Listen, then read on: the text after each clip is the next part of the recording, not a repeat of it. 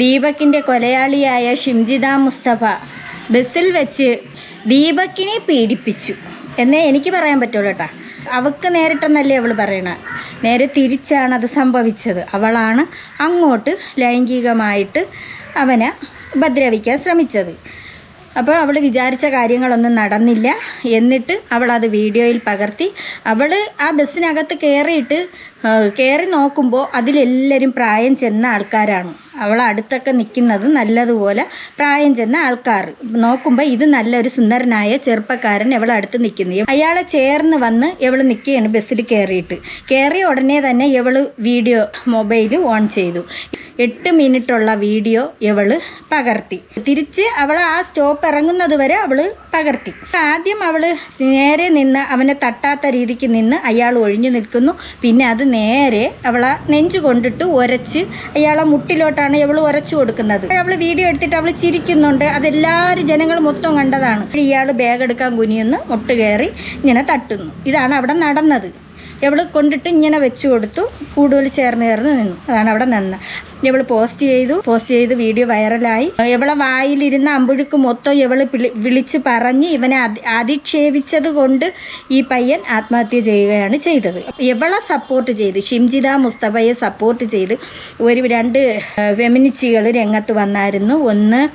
ഒന്ന് ശ്രീലക്ഷ്മി അറയ്ക്കലും വേറൊരുത്തി 2 അവളുമാർ വന്നായിരുന്നു. അപ്പോൾ ശ്രീലക്ഷ്മി അറയ്ക്കൽ ഷിംജിതയെ സപ്പോർട്ട് ചെയ്ത് കൊണ്ട് വന്നിട്ട് കുറേ കാര്യങ്ങളൊക്കെ പറയുന്നുണ്ട്. ഷിംജിത മുസ്തഫയെ ഒരു ദിവസമാണ് പോലീസ് കസ്റ്റഡിയിലെടുത്തത്. പിന്നെ അതിനുശേഷം വീണ്ടും അവൾ അവിടെ തന്നെ തുടരുകയാണ് ആ ജയിലിൽ.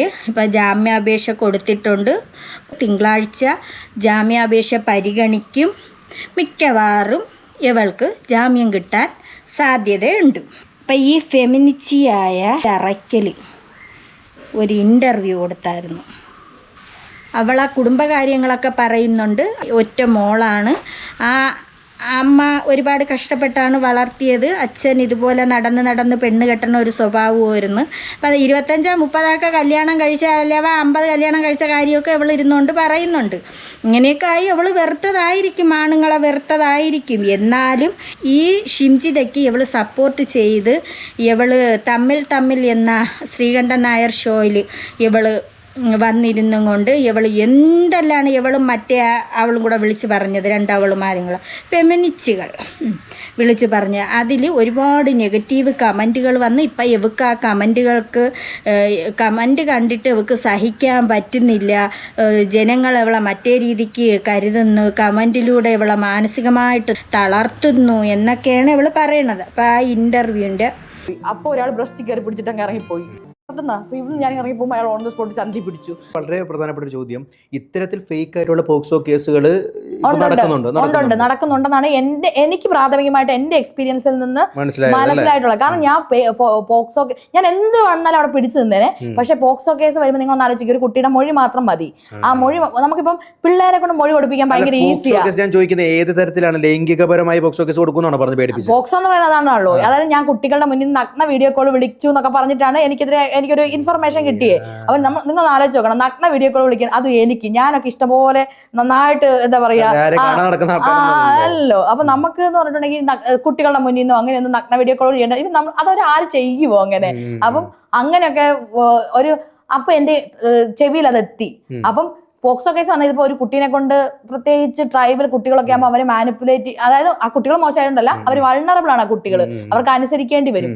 അപ്പം എന്താന്ന് വെച്ചാൽ അങ്ങനെ ഒരു പോക്സോ കേസ് വന്നാൽ ഇപ്പൊ എനിക്കെതിരെ ഒരു പോക്സോ കേസ് വന്ന സമൂഹം എങ്ങനെയായിരിക്കും അത് കാണുന്നുണ്ടാവുക? അവിടെ നിന്ന് വീട്ടിൽ വരാതെ രാത്രി പിന്നെ അടുത്ത ട്യൂഷൻ പോയി എടുത്ത് രാത്രി 8 മണിക്ക് വന്നിട്ട് വീണ്ടും BEdന്റെ എല്ലാ വർക്കും എഴുതിയെടുത്ത് അങ്ങനെ ജോലി ചെയ്ത് ജീവിച്ച ഒരാളെ നിങ്ങൾ വേണ്ടിന്ന് പറയരുത്. അത് സീരിയസ് ആയിട്ട് ഭയങ്കര മോശമാണ്. കാരണം ഞാൻ അത്രയ്ക്ക് കഷ്ടപ്പെട്ട്, ഞാൻ എൻ്റെ ജീവിതം അങ്ങനെ കഷ്ടപ്പെട്ടാ ജീവിച്ചത്. ഞാൻ ഒരു മുന്നിൽ കരയണോണ്ട് ഇപ്പം നിങ്ങൾക്ക് ആർക്കെങ്കിലും കരച്ചിൽ വരുമോ? അത് ചിരിയാണോ വരണത്?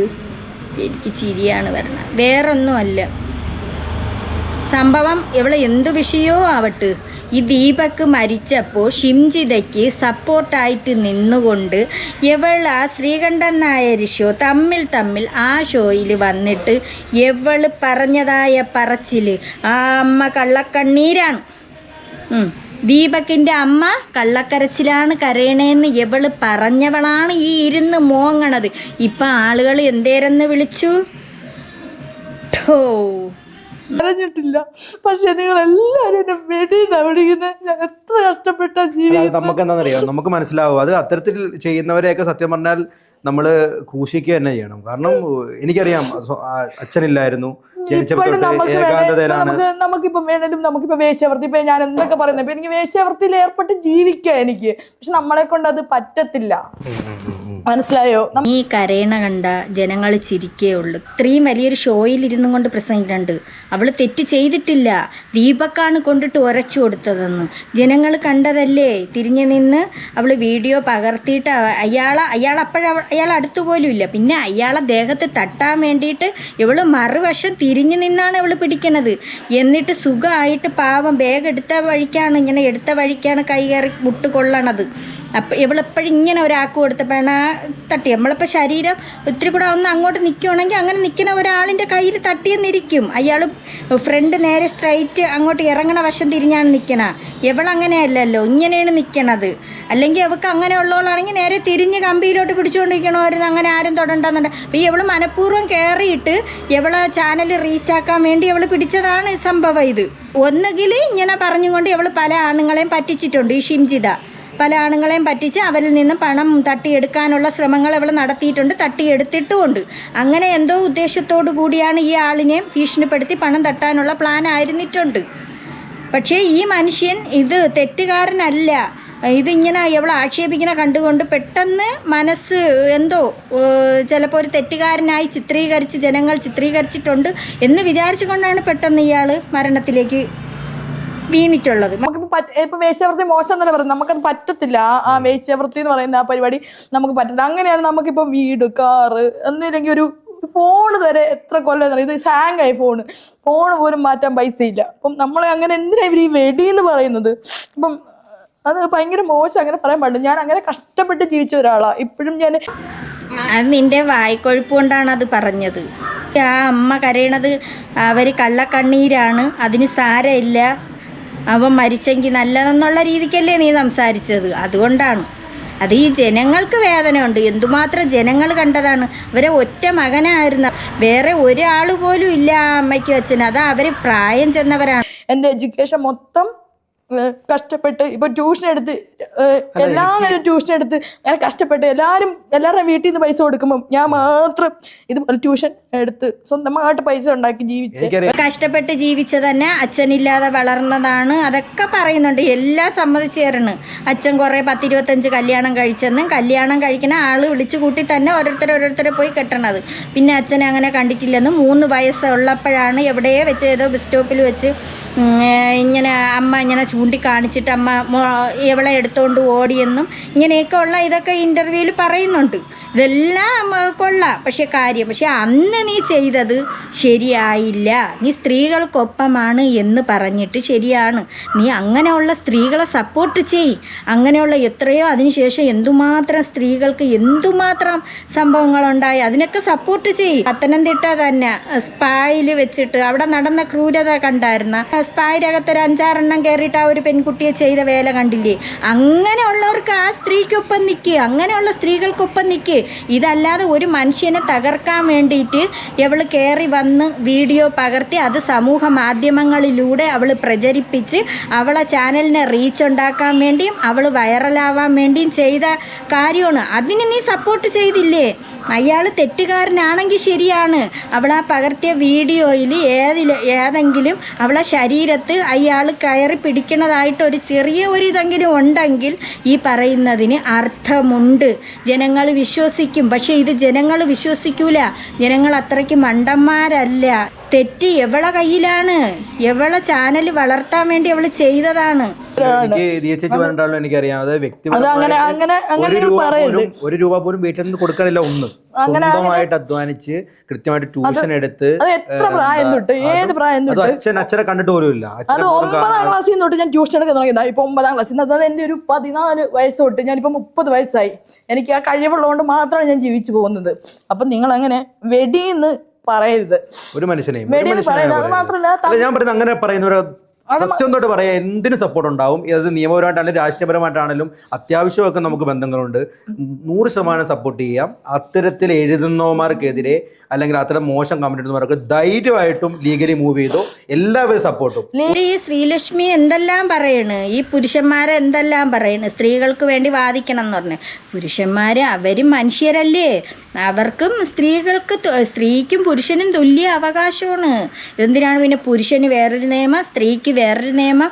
അതൊന്നും പറഞ്ഞിട്ട് കാര്യമില്ല. എവിടെയും തെറ്റ് കണ്ടാൽ നമുക്ക് പ്രതികരിക്കാം. ഇപ്പം ദീപക് അവിടെ തെറ്റാണ് ആ ബസ്സിനകത്ത് ചെയ്തിട്ടുണ്ടെങ്കിൽ ഇവള് വീഡിയോ പകർത്തി എന്ത് ചെയ്യണമായിരുന്നു, അടുത്തുള്ള പോലീസ് സ്റ്റേഷനിൽ അറിയിക്കണമായിരുന്നു. അല്ലെങ്കിൽ ആ ബസ്സിനകത്ത് വെച്ച് പ്രതികരിക്കാം, എന്തുകൊണ്ടാണെന്ന് ഇങ്ങനെ ചെയ്തത്. എന്നിട്ട് ഈ വീഡിയോ പകർത്തിയത് ഇവള് കൊണ്ടു ചെന്ന് പോലീസ് സ്റ്റേഷനിൽ ഏൽപ്പിക്കണമായിരുന്നു. ഇവളൊന്നും ചെയ്തില്ലല്ലോ. അപ്പോൾ ഇവള് കട്ട് ചെയ്ത്, ഇവള് കുറേ ഭാഗമൊക്കെ കട്ട് ചെയ്ത് മാറ്റിയിട്ട് ഇയാൾ ബാഗ് എടുക്കാൻ കുനിയുമ്പോഴത്തേക്ക് ഇയാൾ ഇറങ്ങാൻ നേരത്ത് ഇയാളെ കൈ കയറി തട്ടണത്. അത് ഇവള് കുറച്ചുകൂടെ അങ്ങോട്ട് നിന്നത് കൊണ്ടാണ്. ഇപ്പം നമ്മളിങ്ങനെ നിൽക്കുമ്പോഴത്തേക്ക് ഒന്ന് തട്ടി മുട്ടി എന്നൊക്കെ ഇരിക്കും. അല്ലെങ്കിൽ ചോദിക്കാം, ചേട്ടാ ഒന്നും അങ്ങോട്ട് മാറുന്നില്ല, അവിടെ അങ്ങ് തീർന്നില്ല. അപ്പം ഇവക്ക് മനഃപൂർവ്വം ഇവക്ക് റീച്ച് വേണം, അതിന് വേണ്ടിയിട്ട് അവൾ ചെയ്തത്. അപ്പം അതിന് സപ്പോർട്ട് നിന്ന അറയ്ക്കൽ, നീ കരയണത് കണ്ട് ആരും കരയൂല, ആർക്കും സങ്കടവും വരൂല. ഉള്ളത് പറയല, ഒരു മനുഷ്യർക്ക് സങ്കടം വരൂല. ഒരു രൂപ പോലും ശ്രീലക്ഷ്മി മുടക്കണ്ട.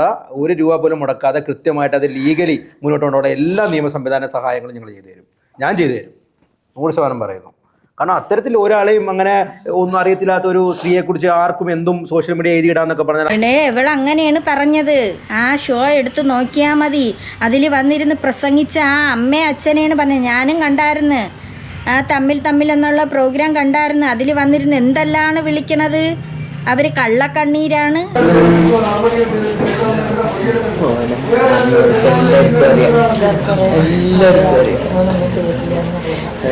അമ്പലത്തിലൊക്കെ അമ്പലത്തിൽ മാതൃസമിതിയാണ് അവിടെ തളിയമ്മ, അവിടെ കന്യാജീവിൻ്റെ മോനെ പോലെ ഒരു മോൻ ഉണ്ടായിട്ടില്ല. ഞങ്ങൾക്ക് ഭയങ്കര ഇങ്ങനത്തെ ഒരു മോൻ. എല്ലാവരും ഞങ്ങളൊക്കെ ടൂറൊക്കെ പോയിക്കുകയാണെങ്കിൽ ഓരോ സ്ഥലത്ത് വരുന്ന ട്രെയിൻ ഇറങ്ങിക്കുകയാണെങ്കിൽ അവൻ കാറും കൊണ്ടുവരും.